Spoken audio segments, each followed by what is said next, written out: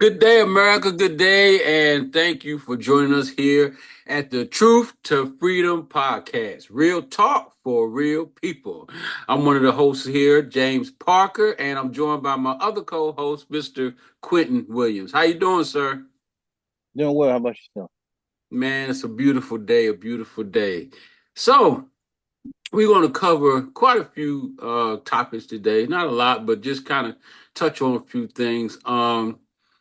Uh, America, he sent Mr. Quentin sent me some things on co-ops, and so we want to touch on that. It's going to probably be about a good chunk of what we talk about. We're going to look at a video, and then we're just going to talk about just how co-ops could be a great thing for America, but it really doesn't get a lot of coverage or talk about from our so-called representatives. So we want to bring something to light. Again, real talk for real people, give you a chance to get your views and opinions. So, and by the way, in speaking of that, please like, share, leave a review for this podcast because that helps this podcast grow and that other people, amazing people just like you, can find this podcast. So we would ask that you would like, share, leave a review.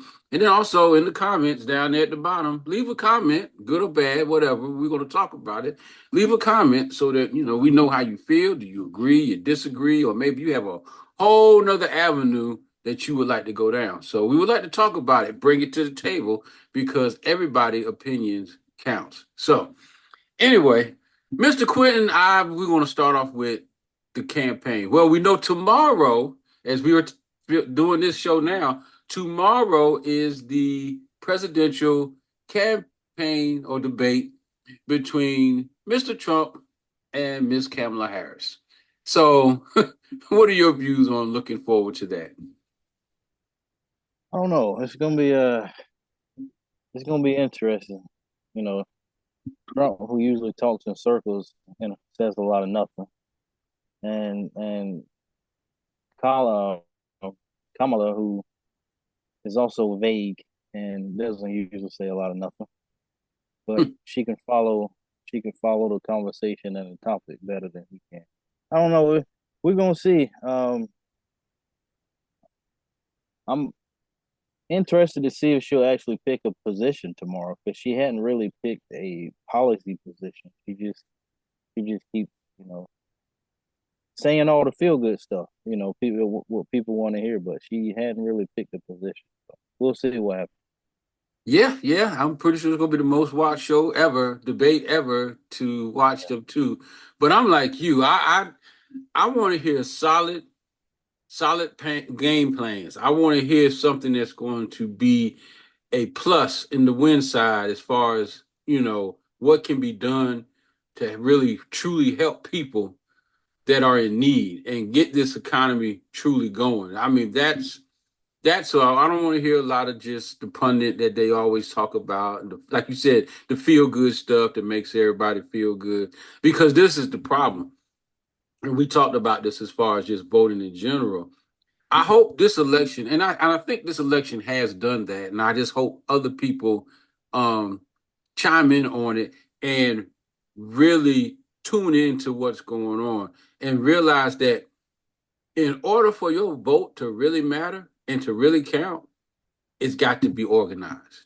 It's got to Right. be organized, which means we have to stop with these two parties and just thinking that you got to either go Republican or Democrat. There's a whole lot more people out there that's eligible and capable of running for the office of the presidency, and that we should be making sure that our vote is going behind the person that's going to really truly make a difference. Right now, Yep. politicians that we have are just that's all they are. They're politicians. And just like Quentin said, they're going to feed you what is good and what feels good and sounds good and try to divide you and put you against the other party, saying that they're going to take away this or they're going to take away that and all this other stuff. And all that's just smoke and mirrors to get you to vote. But y'all need to look at the whole picture because right now the people that got any influence are the ones that are organizing their vote. Case in point, the LGTB community.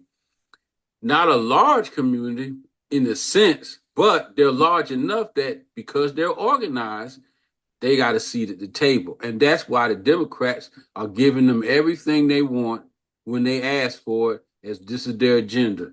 Same with the NRA, National Rifle Association. They have enough backing members and money to have a seat at the table. Same with AARP and any other large organization. Same with the Heritage Foundation, founded by the Koch brothers.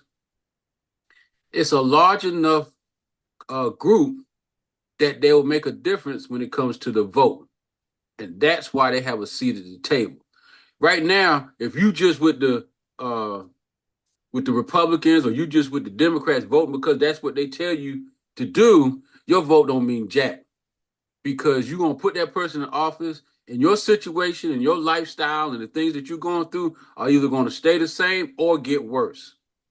It ain't until we organize our vote that where we can come to the table with our agenda, whichever that would be with that particular group, you can come to the table and say, this is what we're requesting. This is what we would like to see, and not fall into the cookie cutter, just Democrat Republican. What's your thoughts on that, Quentin? I agree. I just want to add to what you said about being organized in the vote and people coming together. Now, we know that because of the history of this country that race matters, and it does. But we have to get behind economics as well, because when you're poor, it don't matter what color you are. Rent's still high for working white and black people. Mm-hmm. You know, food's high, inflation's high. So, gas. These are the things people need to get together on: housing, healthcare, wages. So, Actually, right. You're right. And I mean, it's all part of the big picture. And so we just need to be more aware of the big picture. So anyway, we'll see what they got to say, and we'll definitely come back and have a conversation on that on our next episode. But in the meantime, brother, I got to share this with you. So, folks, America, I want you to check this out. Now, today my phone it pinged, ding, and it was a message from the uh, Republican Party. I don't know where they got my number from. I'm getting stuff from Republicans and Democrats. Don't know where they got it from, but they sent a text with a video from Trump, and it was dealing with voting, and it's a campaign he's got going on, and it's swamped the vote, and so you want to make sure that the Republicans vote early vote, make sure that they vote by mail, and make sure they register to vote. All the stuff that just 4 years ago or the last election, he said it was a fraud and so forth and so on. So I'm gonna show you. I want to show you something. Let me share my screen real quick. But I'm gonna show you Trump's view of what he thought about, voting by mail, just the last election, and then I'm gonna show you the clip of what I got sent today. So here we go. Now to President Trump escalating his campaign against voting by mail with a series of false attacks and threats to withhold federal funding from Michigan and Nevada if they pursue their plans to expand mail-in ballots during the pandemic. Our senior White House correspondent Cecilia Vega tracking the story. And Cecilia, the president's attacking vote by mail because he's worried expanding it will help Democrats. Yeah, exactly, George. Good morning. He has said explicitly that statewide mail-in voting, quote, doesn't work out well for Republicans. Now, during this pandemic, we're seeing states lean on this mail-in voting as a way to get voters safely to the polls. And with that, President Trump has now reignited his unsubstantiated claims of voter fraud.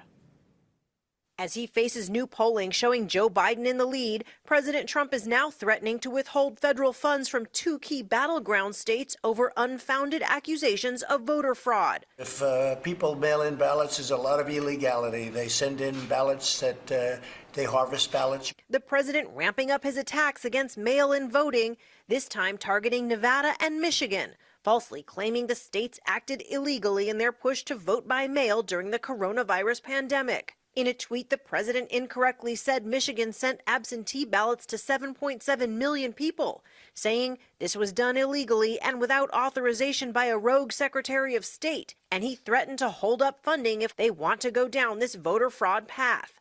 He then made a similar threat against Nevada, saying they created a great voter fraud scenario. But the reality? Michigan's Secretary of State sent out ballot applications, not actual ballots, and she tweeted, "Just like my GOP colleagues are doing in Georgia, Iowa, Nebraska, and West Virginia." The president later corrected his error. And it was Nevada's Republican Secretary of State who declared a nearly all-male election primary because of the pandemic. President Trump never specified exactly which funds he would withhold. Yeah, well, I have very specific funding. You'll be finding out. They'll be finding out very soon if it's necessary. I don't think it's going to be necessary because mail-in ballots are a very dangerous thing. Democrats questioning whether the president even has the authority to block funding. Minnesota Senator Amy Klobuchar saying, "Last time I checked, the Constitution gives Congress the power to appropriate money, not you." And while President Trump publicly bashes mail-in voting during his re-election campaign, he himself votes by mail in New York in 2018 and earlier this year in Florida's primary. And now, how's this one for timing? The president heads to Michigan today, where he will visit a Ford plant that now makes ventilators and other personal protective equipment. Now, this plant has a policy requiring everyone wear face masks, and we know that that's something that President Trump has been reluctant to do. He says that he's going to consider wearing one today, George, but it's going to depend on the situation, like how close he might be to other people with social distancing. All right, so you that was back during the pandemic, about the last election, and you heard what he said. He said that voting by mail is the chance for fraud and yada yada yada. He was against it. So earlier today, I was sent this by text from the Trump campaign, and you got to listen and listen closely.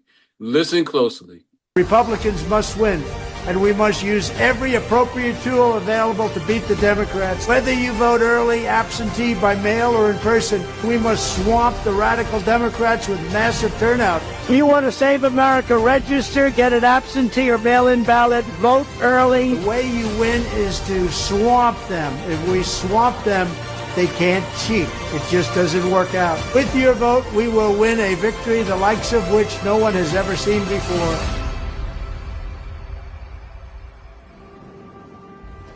Republicans.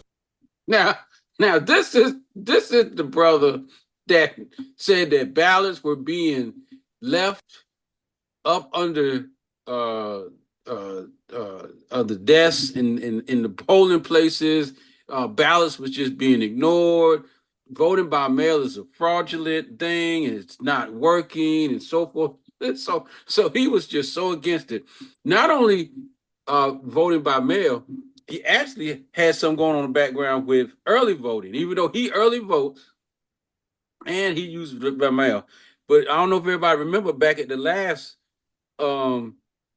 election, they had Trump supporters disturbing early voting up in Virginia, to the point where, I mean, they was forming a line. People felt threatened. They had to be escorted in. I mean, it was pretty tense. And these people was out there, shouting 4 more years, 4 more years, 4 more years, and putting up a blockade line, trying to keep the people from going in for early voting. These are Trump supporters now. Now, in 2024, we are going to swamp the vote. We want you to vote early vote by mail, and register. Really? What do you? Yeah. This is the stupidity that we're talking about. This is the stupidity. These people can't even keep an even platform. They go from one extreme to the other. But I had to show you. What do you think about that, my man? So, like always, he's creating an atmosphere a hostile atmosphere for people. He's on top of it being hypocritical and him saying it before. He said it not to do mail-in voting, but he did mail-in voting 2018 and 2020. Mm-hmm. Which is, a scare tactic just for him to get more votes. And honestly, I think somebody's helping with his campaign. He's sounding more and more like a politician, and not just a brash businessman. So So, so he's finally listening to somebody. He's listening to his campaign people, and he's following instructions. I wonder, was that actually AI generated? I don't know. that's a good question. I want to add too about. So I've been listening to some other political conversations, and one thing that a few people has brought up is that this election is very important to him. The first one, he didn't really expect to win, and you can go back and look at the footage when he was in the White House with Obama. He looked like he didn't know what was going on. But this time, he's facing jail time and prosecution, so it's like he's got to win. So he's it's all in. This is the for life or death. I gotta win so I can stay out of prison. Yep. Wow. Mm.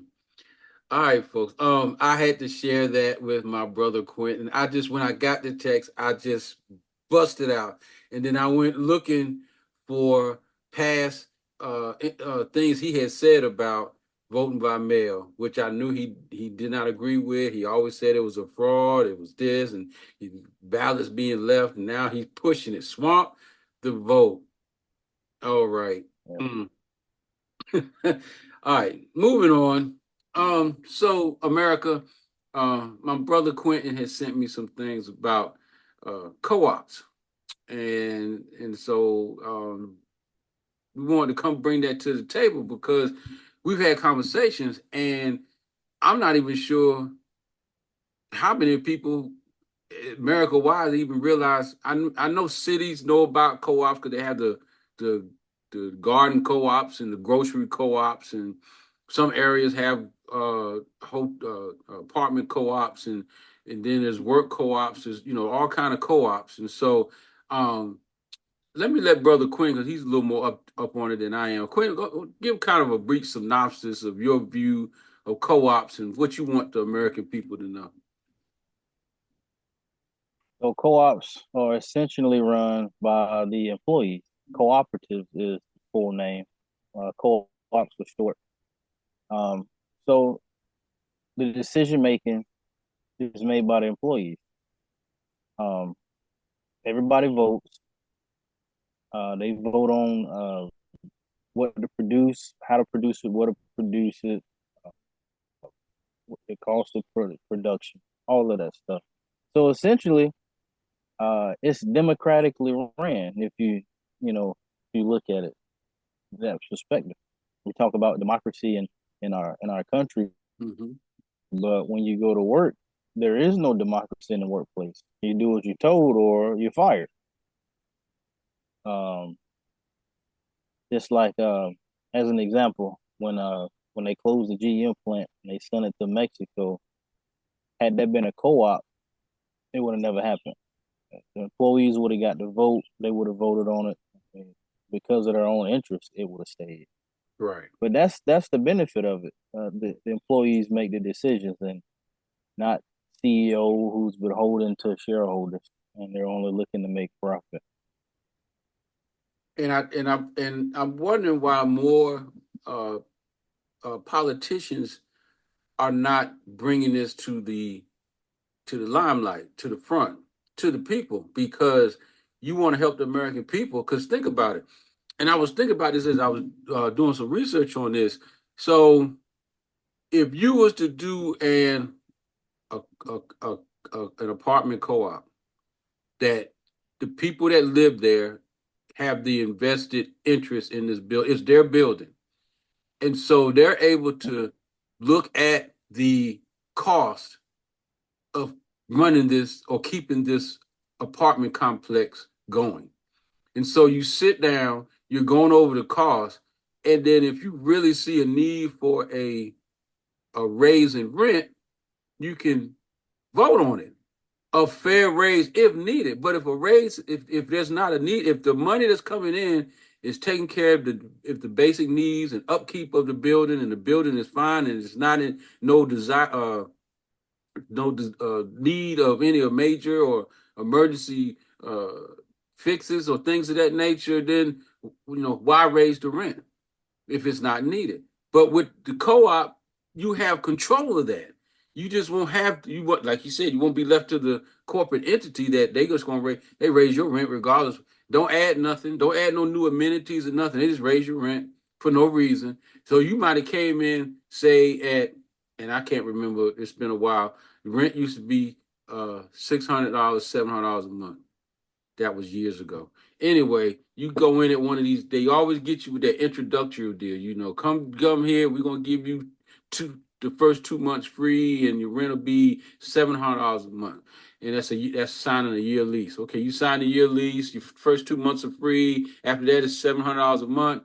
Now your lease is about to expire, and for you to renew your lease, now it's going up to $1,000, or well, that's a little drastic. We'll say 750, 750, and 780. In some places, it might go up to $800. I don't know. It just depends. And now you have to evaluate, because you went in because the rent was reasonable to your budget. But now $800 is not reasonable to your budget. So now you have to make the decision: do I stay or do I go to another apartment complex? Because I know personally, some people that I know personally, when I was living in apartments, that's all they did. The longest they stayed in an apartment was maybe 2 years. But by the time that next lease, they done booked another one. They was following whoever had the best entry lease. That's where they was Yep. going. So they was constantly just hopping from apartment. First, I don't like moving, so I can't do it.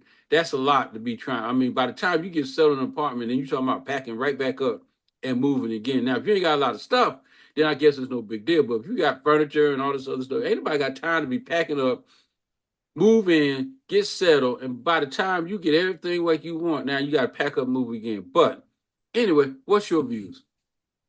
I mean, I agree with you. And there are housing co-ops.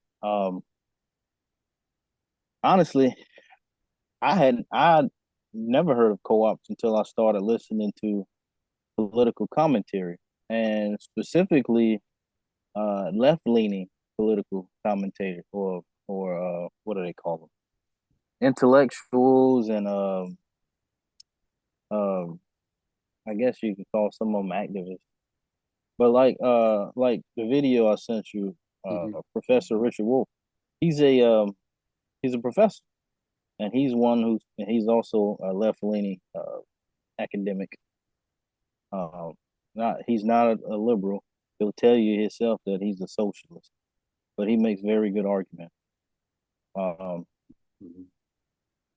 so it helps people, but when we have a corporate media and these politicians who are in the pocket of big business, who get money for pushing, corporate stuff, Mm-hmm. they have no incentive to talk about co-op. I mean, many of them are against them. Uh, as in that video with Ralph Nader I sent you, they talk about how Ronald Reagan was against the National Co-op Bank because he said it wasn't capitalist enough. They wouldn't give him any money. So Yeah, and it was also talking about, as far as the credit unions, they're being co-op and all the other stuff. And they benefit the American person by making profit for the corporations. Um, yeah, quite interesting. But speaking of your man, Mr. Richard Wolff, we're going to take a time out here just for a second, because he had a video, or he has a video, um talking about co-ops and it brings up some points so we can all get educated. I guess I picked the right screen. All right, there we go. So let's take a look at what Mr. Wolf had to say. Now he's talking about the consumer co-ops versus worker co-ops, and he prefers one over the other, but he doesn't denounce one over the other or other. He believes in all of them, but he was just saying if you want to do one, this will be the one to do whatever. But anyway, he explains all that in the video. So let's take a listen, and then we'll come back and have a little more conversation about it.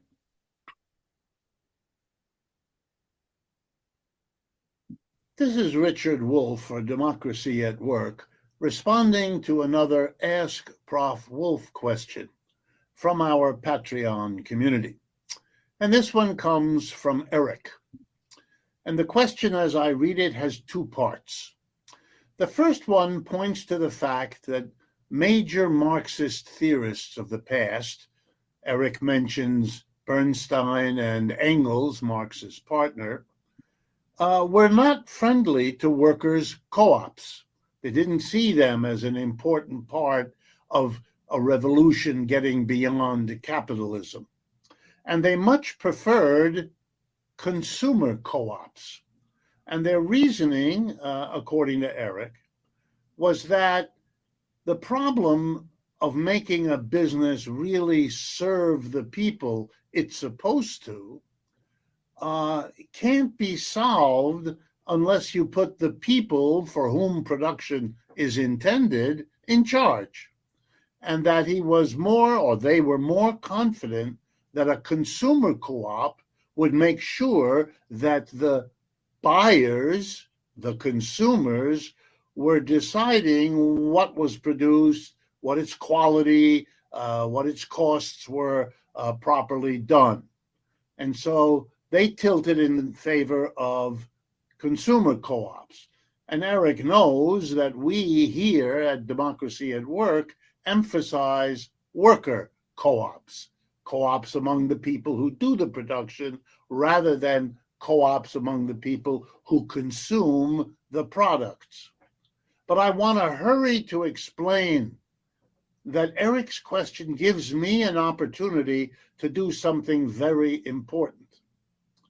Our focus at Democracy at Work on worker co-ops is not meant to suggest in any way a criticism of consumer co-ops as a concept. The cooperative idea, getting together in a democratic way to meet one's needs, is what we are all about. But consumer co-ops, which are widespread here in the United States and even more so around the world, are pretty well known and pretty well tolerated in capitalist societies. That is not the case with worker co-ops. They are discriminated against, they are blocked, they are limited, they are not spoken about. Many people don't know they're even there. So our focus is more about making sure that in the conversation of going beyond capitalism, whatever we say about consumer co-ops, we ought to also be saying about worker co-ops. Or another way to put it, we need both of them. We need the worker co-op to represent the needs, the appropriate preferences of the working people who make everything that comes out of the production process, just like we need, as Engels, Bernstein, and others understood, the consumer to have a voice, a powerful voice in shaping what happens in production, since it's for them, ostensibly, that the production is intended.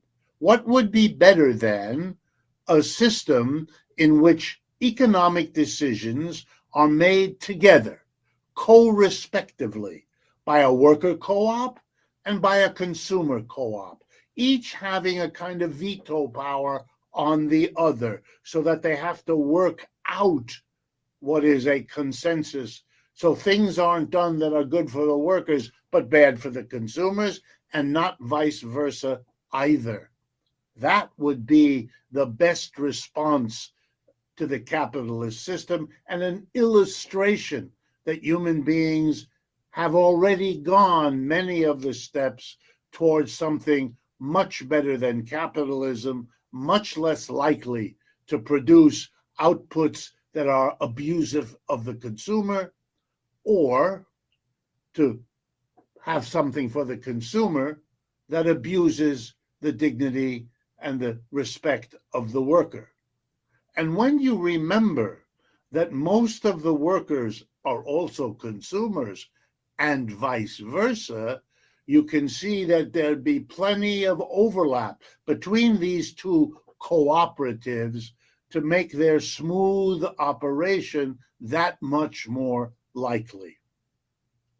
If discussions like these strike you as important advances over what passes for discussions of important social issues, then help us, partner with us, share these videos to others who might be interested, who you talk with anyway, friends, neighbors, coworkers. It's a way of extending the reach of new ways of thinking and new ways of being.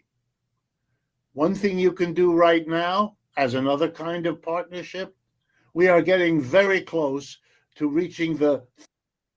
Okay, he's really going to do the same thing we say: subscribe, share, all that good stuff. So, Yeah.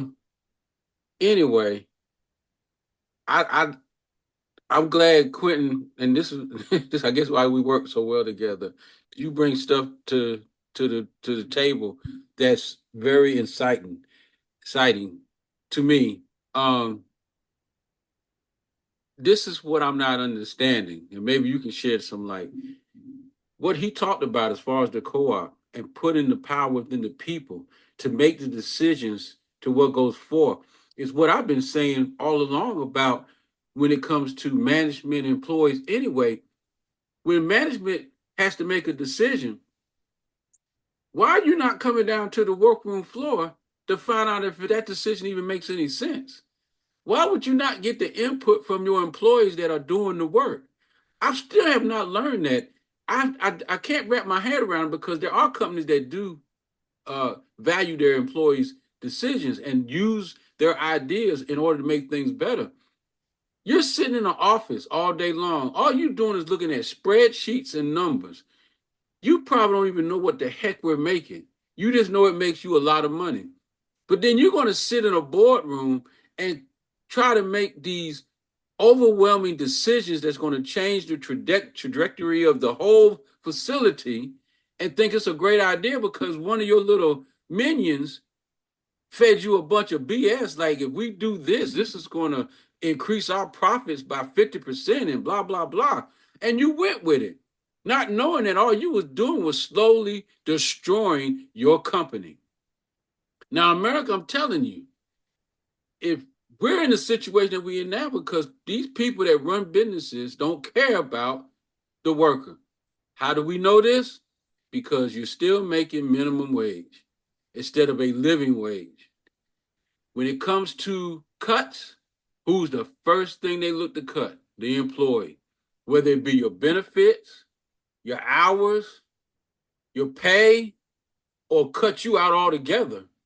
You're the first thing on the list that gets attacked when it comes to any kind of restructure or we have to watch what we're doing, the employee.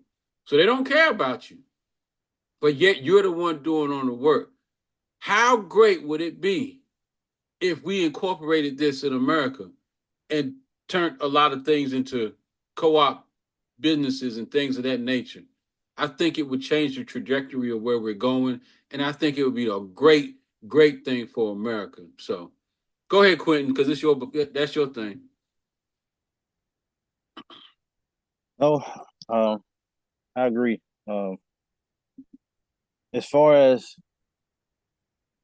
the CEO, they have these board meetings and they're only looking at one aspect of it and not the big picture. It's myopic thinking. It's short sighted, narrow thinking. They really don't see the whole picture. Some of them do, but I think a lot of them they just don't see it. And if you try to explain it to them, because they've been taught one specific way, they can't think outside of that. It makes no sense to them. I don't understand. Why would we do that? Because they're not thinking or looking at the long-term benefits of it. Everything is right now. I can make $50 extra right now, even though you might lose a few employees a week or two later. And for a lot of them, that's a risk they're willing to take. It's sad. People like that shouldn't be ahead of anything, in my opinion. But Yeah. we do have housing co-ops, though.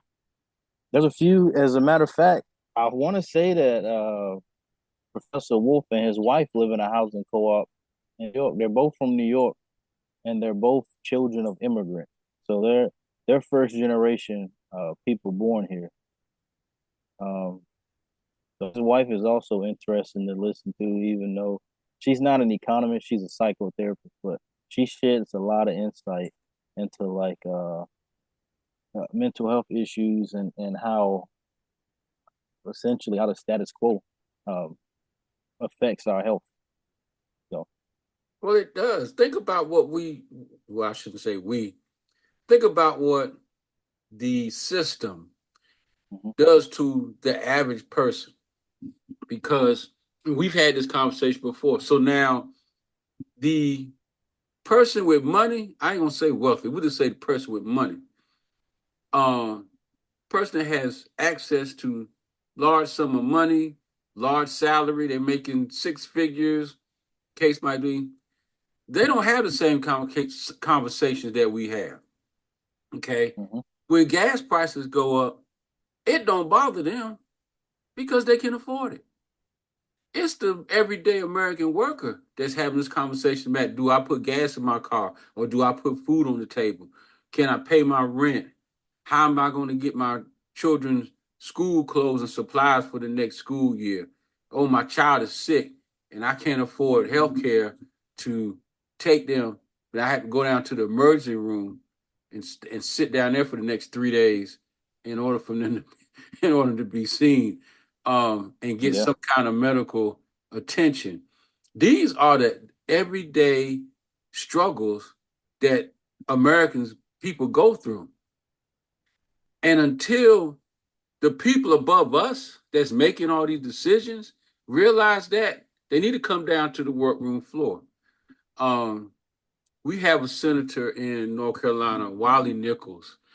I really applaud him because his whole platform is keeping connected to his district in North Carolina, which is, I think, in the Garner area and something else. Anyway, he has a thing that he sends out once a month. I think it's called Coffee with Nichols.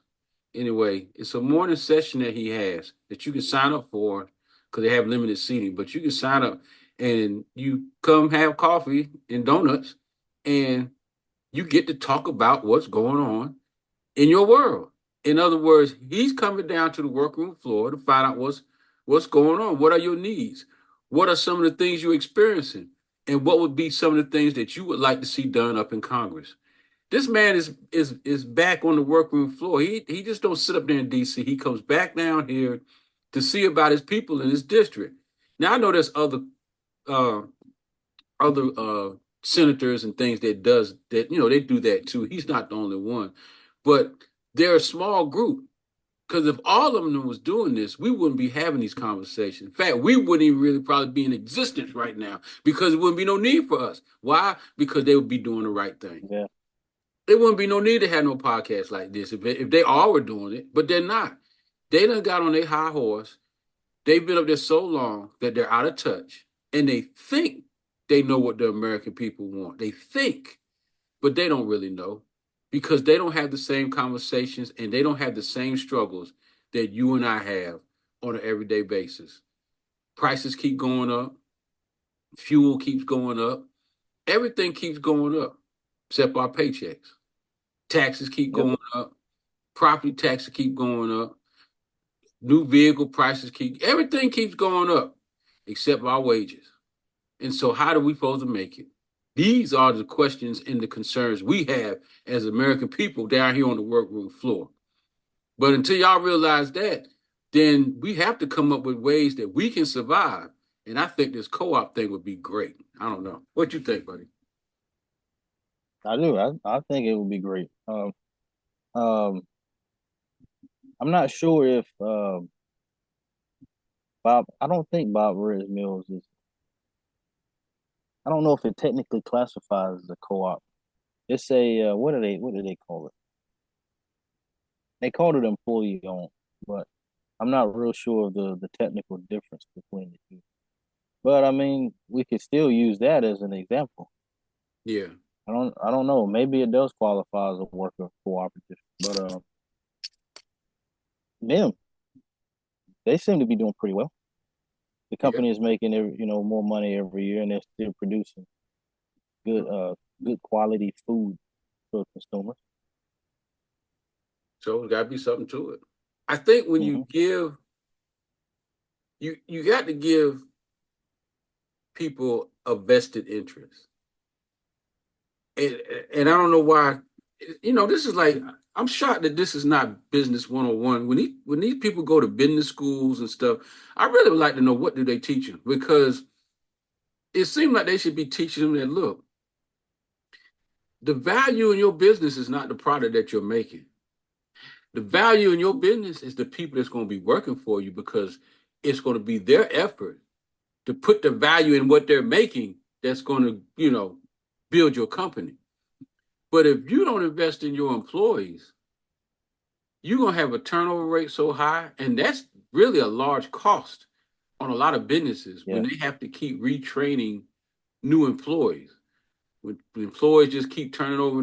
I mean, some companies just chalk it up as that's how they have to do business, but a lot of them have stated how it costs a lot to bring in somebody, train them, and get them up to speed to even be a worker of production in whatever line of business that you're doing.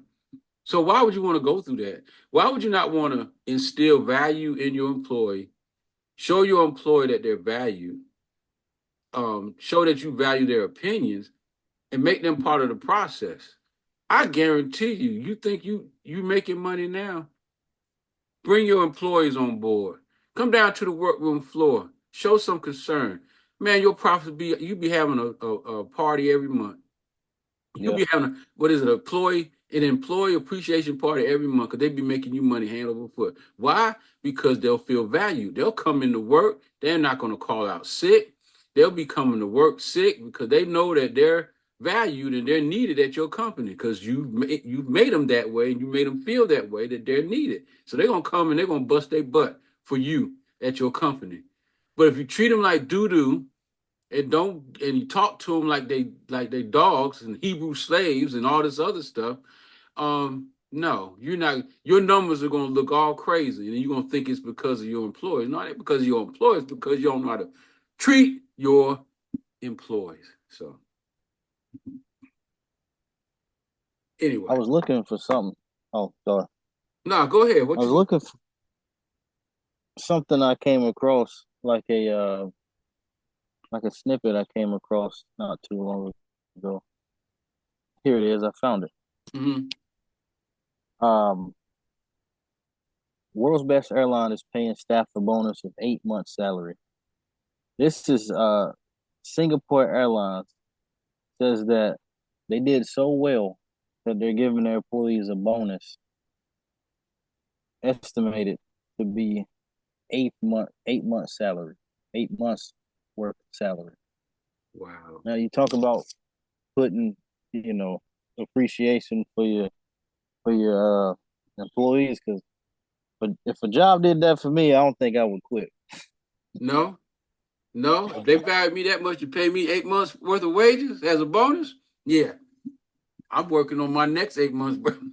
It's just a win-win. Yeah, I just don't understand it. But then that's like that company you were telling me up there in Oregon. I think it was the Mills company.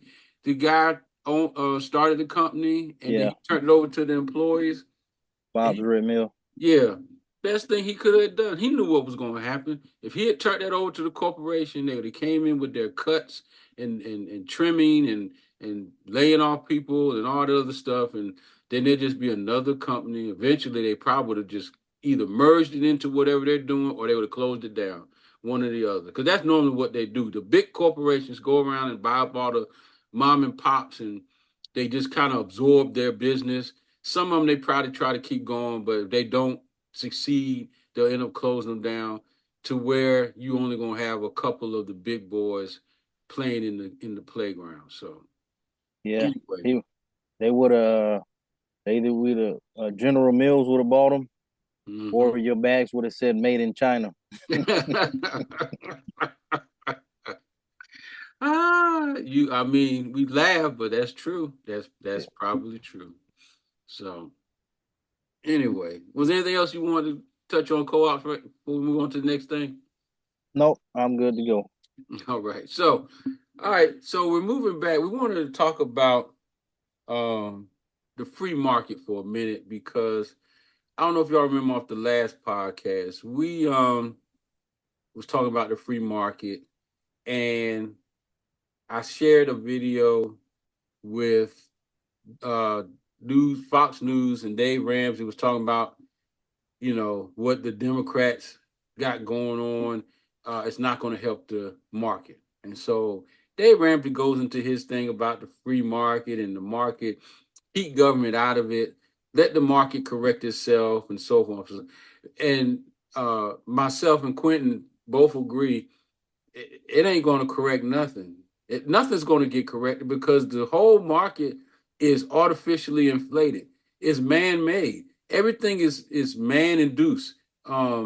Inflations go up and down. I mean, interest rate go up and down because of inflation, because the people to raise the rate, to slow it down, to lower it, to speed it up, they infuse money into the economy. I mean, all of it is man-made. Nothing is free market. And so I want to play that video again with Dave Ramsey, just so y'all can get a refresher of what he was talking about. And then I'm going to play another video right behind that about the free market. And then we can have a conversation about that as well. So here we go. Sells good vibes and taco recipes because Lord knows they can't sell this dog of an economy. And although celebs may be on Zoom singing her praises, Kamala Harris and young voters, well, can they use good vibes to pay their rent or buy their food or get ahead? I'm 20 years old. Why is a one-bedroom apartment $600, $1,600? Rent prices is outrageous. And then these jobs, they're bare minimum jobs. I really waited my whole life to grow up and do this. My parents are Gen X's, and they've never owned a house at all. And there were many times where we were homeless. I kept a full-time job the whole time I was homeless. It's just that everything is so expensive nowadays that what do you prioritize? Do you prioritize eating over having a home? We have to make 3 jobs just to make ends meet, and that's not fun money. That's money so that we're not homeless. This is heartbreaking to hear. The question is, do these young people really think a President Harris will revive their prospects with policies like price controls? Joining me now, Dave Ramsey, personal finance expert, host of the fabulous The Ramsey Show. Dave, great to see you tonight. Okay, price controls. Talk to young people for a moment. Is that going to fix this problem, dig them out of that financial hole? No, because it's artificial. It's not sustainable because it's artificial. If you just put a lid on something, and if you want to explore what really happens, just go back to the 1970s. We tried it. There was a whole movement for price controls across everything because inflation was out of control and rampant, just like it is now.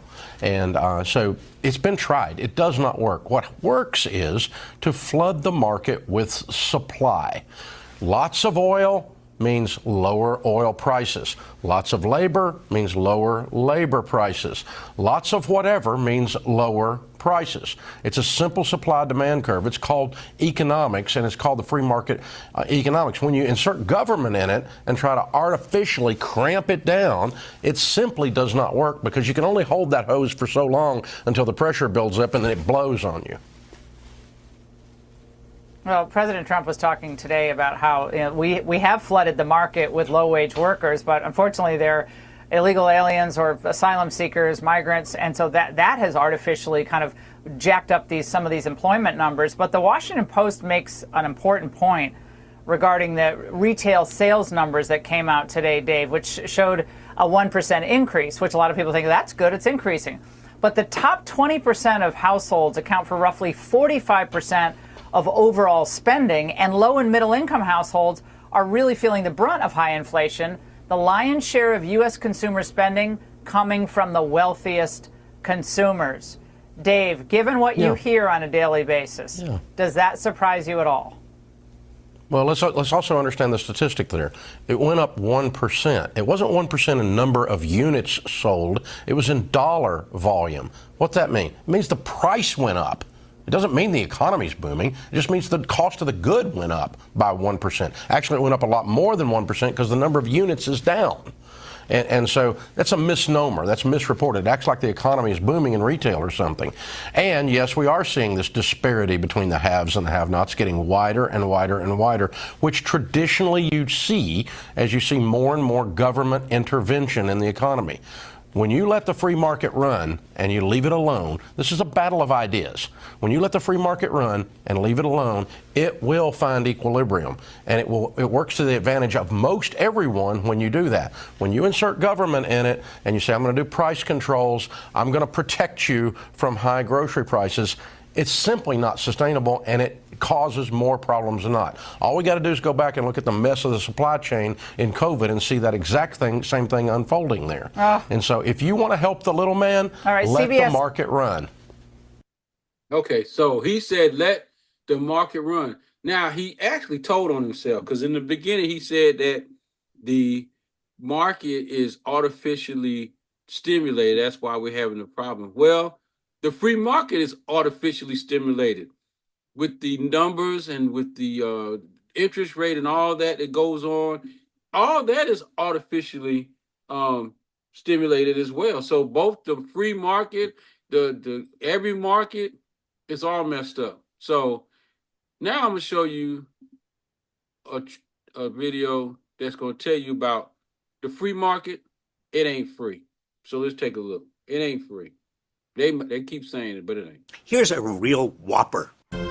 The market doesn't play favorites.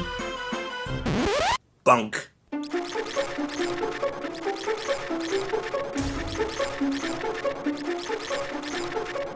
Many of the most vocal proponents of the so-called free market have for years been actively reorganizing the market for their own benefit. They don't want us to notice what's happened over the last half-century, as big money has corrupted our politics. Laws that limit campaign donations have been weakened or repealed, allowing wealthy individuals and corporations to essentially bribe politicians. Antitrust laws have been virtually abandoned, with the result that big corporations have got much bigger and mergers and acquisitions far more common. So-called right-to-work laws have made it harder to organize labor unions. So the unionized portion of the private sector workforce has dropped to just 6%. High-paid bankers have pocketed huge sums while exposing America to extraordinary economic risk. After the 2008 Wall Street crisis and the taxpayer-funded bailout of the big banks, only one top banker went to jail. Corporations have been able to use bankruptcy to get out of labor contracts, but homeowners cannot use bankruptcy to protect their homes from being taken back by lenders. And former students can't use bankruptcy to protect their earnings from being garnished to pay their student loans. Hedge fund and private equity managers get a low tax rate on their incomes, courtesy of a special loophole that neither Democratic nor Republican presidents have closed. Lower trade barriers have enabled corporations to outsource work to nations that pay lower wages and then sell the goods back to the United States. Americans get the benefit of cheaper goods, but lose unionized manufacturing jobs. It's been a vicious cycle.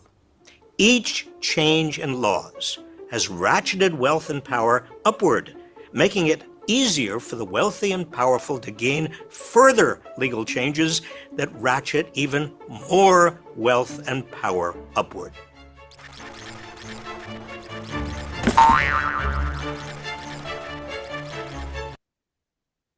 So just like we were talking about prior to, man, America, y'all need to wake up. Y'all really do. We being snowed by both sides. That's why I said we got to make sure that we are backing people that have our interests at hand. Because if not, he just explained the same thing we've been talking about on this podcast. He just explained all of it. And so, what free market? Let the market. When you only got three major companies, in competition. So where's the competition? He said flood the competition, flood the economy, competition. Competition with who? Just like the last podcast, I showed y'all about that Energizer factory and what they did. You know, I mean, come on now. He said flooded, flooded with competition. Ain't no competition. All the competition gone. But they sending their stuff over here trying to, for poor people to buy because ain't nobody else gonna buy it. Anyway, what's your thoughts, brother? I want to visit something Dave Ramsey said. The way he talks, well, not just him, people who are proponents of the free market, the way they talk about it as if it's some natural phenomenon, like it's just there. He said that he talks about government putting artificial restrictions on the free market, but the market itself is it's man-made. We made it. It's not some entity that like evolved or something. It's not that. It didn't come out the ground. It didn't drop out the sky. It was made. He talked about, and he said that government intervention makes it worse. That's a lie because he said that the inequality that we see is because of the artificial restrictions that we see that the government places on it, which messes up supply and demand. So that's a lie, because before the government got into restricting markets, before regulations, we had the Great Depression, which was a time of inequality that America has never seen. And we see levels that are getting that high today. But the solution for that was regulation. So I don't, he's telling a lie to benefit himself and people like him so they can make more money. Yeah, I agree 100% because I mean, I mean, when we had the regulations in place, things were fine, and then they pulled them all, and everything went haywire after that. Now everything is run amok.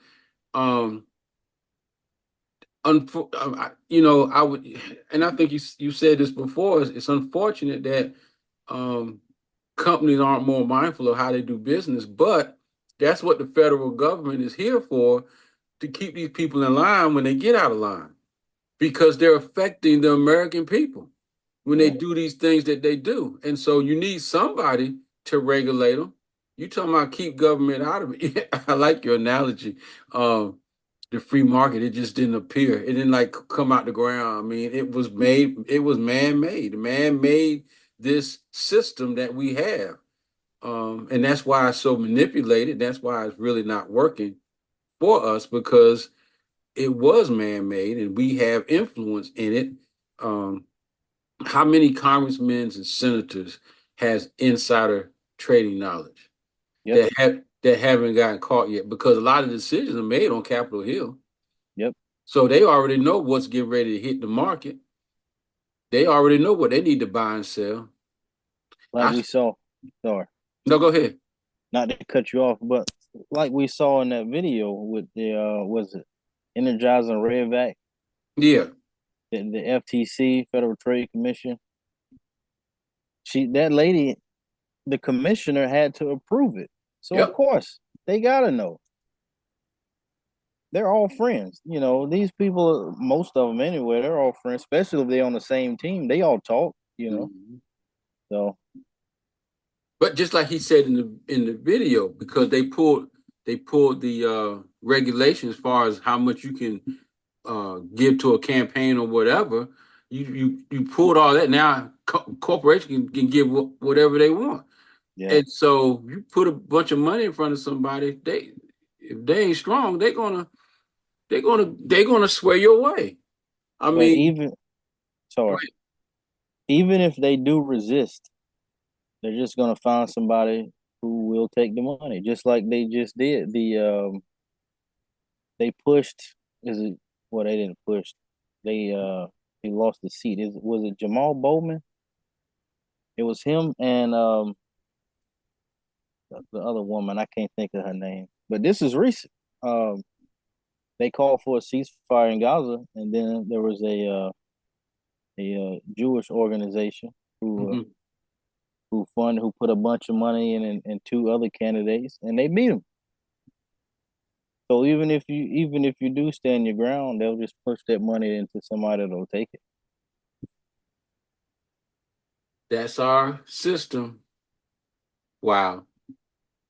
So, one last thing, brother, before we wrap this up. So Trump is bragging about his once he gets elected, he's going to start a task force to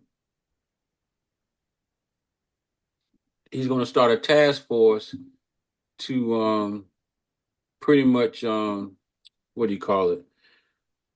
Go through and look at all the waste and so forth and so on, and he's supposed to come up with recommendations. So Elon Musk is supposed to be heading up this task force, according to news reports. But I just find that that's going to be a disaster. But let me run this clip real quick, and then we'll talk about it. Not sure if you were watching or listening, rather, to the Trump-Elon Musk conversation, we'll call it, last night on Twitter. But at one point, Elon Musk said that he would work in a Trump White House. And this is something President Trump had a lot of success with before. He is a businessman first, and he surrounds himself with smart business leaders who can take on different roles. It doesn't just have to be economy. It could be energy, all different kinds of stuff. This is not something that we're seeing from this Harris-Walz ticket. You know, I have to disclose something. I am a huge fan of Elon Musk. Yeah. And for full disclosure, my son works for him and loves his job at Tesla.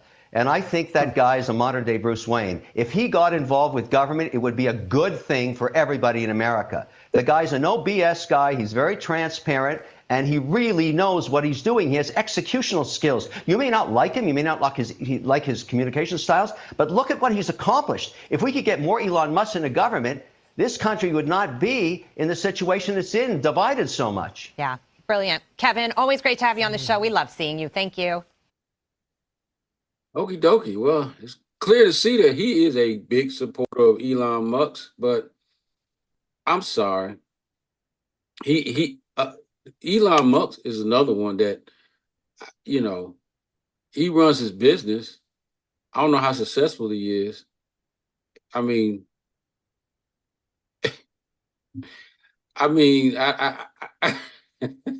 Well, I'm at a loss for words. Go ahead. You talk about somebody also like Trump who has very, very, very questionable character.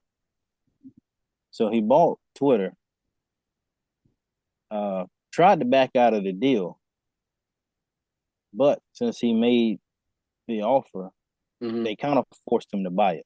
He was already in at that point, but he did. He tried to back out, but I need to fact check this. But I heard that Twitter isn't even worth what it was when he bought it. Quite honestly, I mean, he's not self-made. He didn't go up. You know, they like to talk about, you know, they like the self-made stories and the success stories, but he doesn't have one. He didn't come up and have to hem and haw and work his way. And his father had money. His father owns a mine in Africa, so his family has money. He doesn't know anything about real work, you know. Um, his like I said, he's a questionable character. He's got like 10 kids. He just keeps, and he says that he's helping the depopulation because birth rates are negative. So he claims that he's helping the population by having these kids. He's not in the house with all of them, so that's hurting the kids. So, but I personally, I don't like him. I don't think he's that smart. I just think he's another idiot with a lot of money.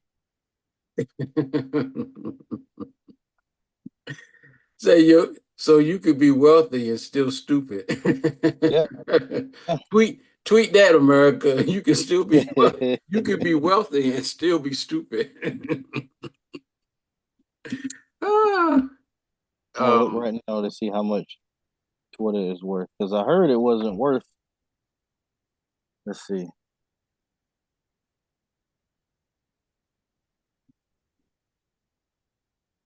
It says that. So one article says that the value of X, formerly known as Twitter, plummeted 72%. And another article, yeah, another article gives a dollar amount. It says that October 2023, a year after the controversial takeover of the company, many reports placed Twitter's worth at 19 billion. He bought it for 44. That's a big drop, dude. Yeah, and he champions himself as a free speech advocate. I get being able to say what you want to say, or being allowed and not being hindered. But when you're talking about when you're using derogatory terms, racist terms, I don't think stuff like this should be allowed to be said. We talk about prosecuting. That's one thing you talk about prosecuting people.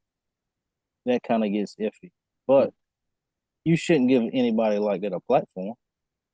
So he went in with Twitter and he gave Donald Trump, he unblocked Donald Trump. So he unblocked a lot of people talking about free speech. Oh, and it was also reported that the use of the N-word went up some stupid amount on Twitter when he bought it. I can believe it. Because he's a quote unquote free speech advocate. You should be able to say whatever you want. No, I don't think you should give people platforms like that. No. So, no. I mean, we need to be respectful of one another. And that's everybody, not just one group. That's for everybody. I wouldn't want to use this platform, because that's the case. We can use this platform. We can say all kind of crazy stuff that probably people would feed into, but is it going to help anybody or help anything or help the situation in general? No, it doesn't. Yeah. So I don't need to talk to you derogatory. I don't need to have a whole bunch of comments. Like I said, that's why I tell you, we don't really, I mean, a lot of times we are talking about Democrat, Republican, but we don't like pick a side and say this is what we're talking about the general subjects that it pertains to the two parties or whatever, but we don't even believe in the two parties no more. Policy. When we talk about policy. Yeah. So, I'm with you, brother. I mean, it all makes a difference. I think that if you're going to be a leader, especially a leader of the free world of the United States, that your character should be a little more high standard, that you know how to talk to people, not just say whatever comes off the top of your mouth and then talk about, well, free speech. Yeah. If that's the case, then we all be crazy talking, whatever. The whole so is he saying when Alex Jones said that Sandy Hook was staged? I mean, is he defending that? Because those were kids, and you telling these people family, you know what I'm saying? Like, that was terrible. Yeah. He should have never said that on anywhere. But he got sued for it, so they took everything he had. And do you blame him? No, that was such a track. I mean, that was devastating. Why would you even? Why would you even say that? Wow. All right, brother. Look, definitely some good points. Um, so America, what do you think? Leave it down there in the comments. Leave a comment. Um, if you look in the description, our email address is in there. You can email us your comment or whether you agree, disagree, or you have a whole nother subject matter to go. Leave us a comment and we'll bring it to the table and we'll talk about it. Because I mean, hey, everybody has a voice, everybody has an opinion. Who makes one opinion greater than another? We just two guys talking about what we feel is important to us, but you might have something that's important to you. So again, leave it in the description down there below, or you can email us, and we appreciate it. So again, share, like, and subscribe to the channel Truth to Freedom, and we really appreciate it because it's going to help this channel grow. But anyway, that's a wrap for this session of Truth to Freedom, real talk for real people. Again, my name is James Parker, along with my awesome co-host, Mr. Quentin Williams. Mr. Quentin, as always, it's a pleasure, and I thank you for joining us today. Thank you as well. All right, America, we are out of here until the next time. Y'all take care.